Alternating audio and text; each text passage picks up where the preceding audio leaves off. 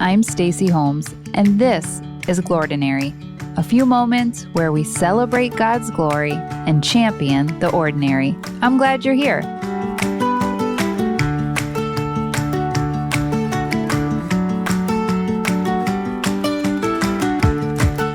Are we there yet?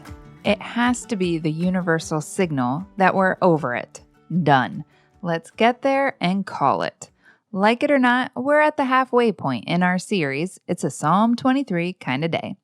But if you feel like you need a change of scenery, verse 4 is the pivot point for our journey. Even though I walk through the valley of the shadow of death, I will fear no evil, for you are with me. Well, that kind of sounds awful. It's the "Are we there yet?" of Psalm 23. So let's do it together. Up until now, our favorite fluffy friends would have been in their home range, the pastures closest to the shepherd's actual home. They would often roam and rotate these pastures during the winter and spring.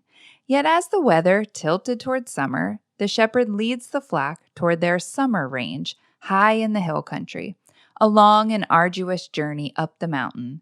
And this is the pivot point, because now the sheep are in the sole care of the shepherd.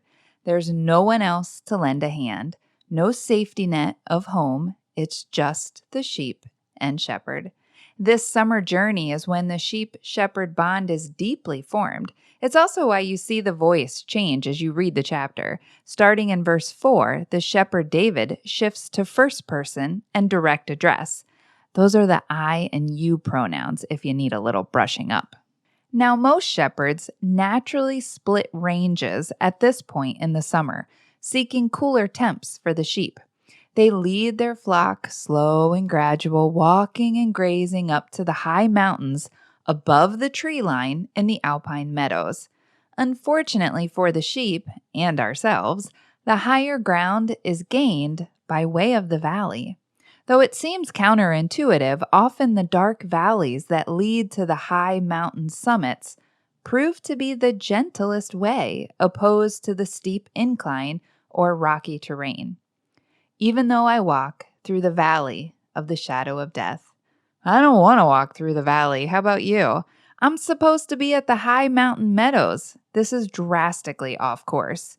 And life does feel off course when we walk through the valley. How did we get here? We all long to be at the top, to ascend to the mountaintop places and experiences of life. Yet, just like the sheep, we too gain the higher ground by way of the valley. The path twists and turns, curls and bends through the dark valleys. And the valley, it's full of difficulty, despair, disappointment, even death of sorts. Sounds fun, right? Yet also, somehow, these same valleys are often rich with plentiful grass and rivers or streams, places of refreshment for parched sheep under a sweltering summer sun. The long shadows cast from towering canyon cliff walls would often flank the valley floor, and the sheer height would bring additional fears and predators. Sudden storms, rock slides, mudslides, even avalanches can sweep through a valley. Heavy rainfall or freezing rain can soak a sheep, killing them in short time.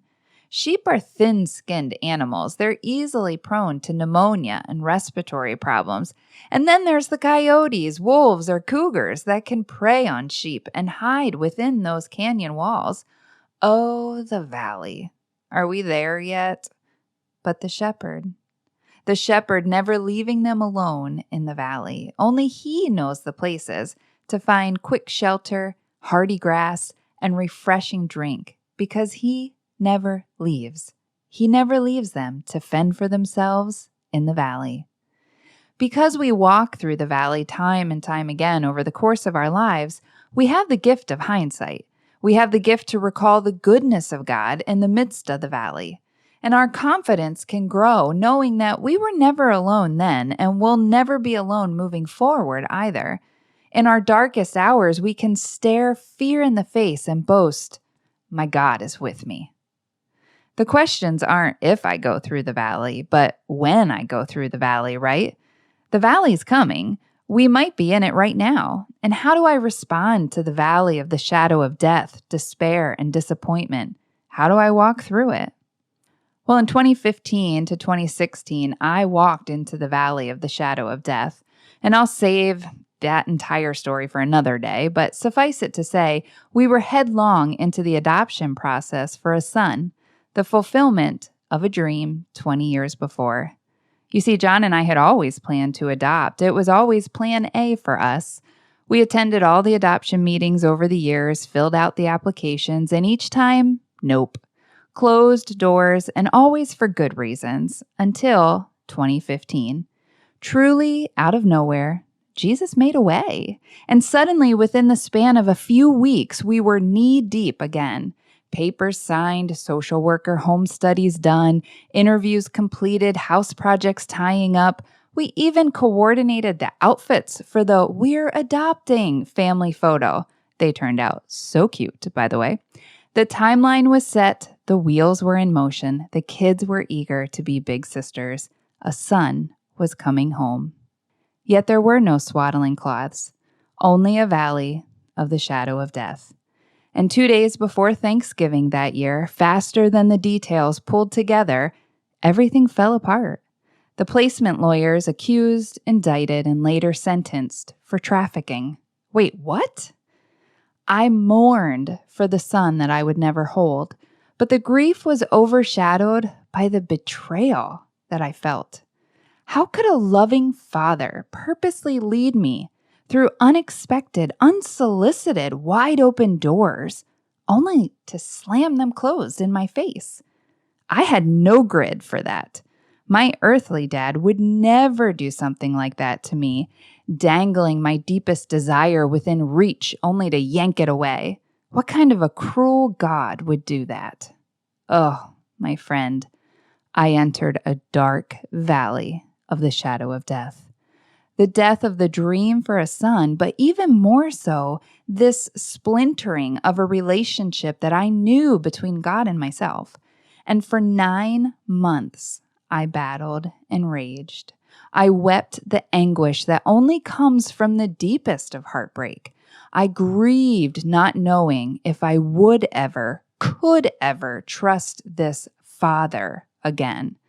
The dark night of the soul engulfed me, but for the shepherd. And after 9 months, almost as quickly as I entered the valley, I began to walk out. And the day of that pivot point, I wrote these words on August 30th, 2016. Well, Lord, it has been a rough 3 seasons, but you've been here through every moment. I was never actually alone or unheard, regardless of feeling such at times. Yet our relationship, it feels different. But you're still right here. I don't know if I'm ever going to hold a child that I call my son. But that will not change that you are a good God. You are still the God of the impossible, still the God of the miraculous, still the God of splitting seas, dead raising, leprosy healing, life out of barrenness. You are still that God. And if you decree it, heaven or hell can't stop it. You are still in control when life feels spiraling, confusing, blurry with rage and anger. You are still God. You knew how this adoption thing would pan out, yet you still asked us to walk this road. That either makes you cruel or it makes you after something greater. And I have fed and I have swallowed the cruel lie for months. But today, I accept the truth. There was purpose to this process. Oh, such painful, but good and wonderfully intentional purpose. I don't have a grid for this experience, but I do have a grid for who you are. And for all of the pain and all of the sorrow and all the weeping, I still choose you. Friend, for 9 months, I walked through the valley until I walked out. And I didn't walk out with a son, but I did walk out with something else. My bedrock belief that He is good. It's why I so readily refer to him as the Good Shepherd, because the depth of my relationship with Christ was forged in the depth of that valley. Though I walked through the shadow of death, he overshadowed me more. As you walk through the valley, my friend, may you be reminded today that it is a through way. It's not fun. It's not pleasant. It's not always hospitable. But the Good Shepherd is shepherding you through the darkest valley. Even though I walk through the darkest valley, I will fear no evil, for you are with me. If you find yourself in a valley of the shadow of death today, let's walk it together. I'd love to be praying with you through it. You can send me a direct message on our Glordinary social media pages or email me, Stacy@glordinary.com. Until next week, remember, you're not alone in this. I'm praying for you, friend. Have a Glordinary day.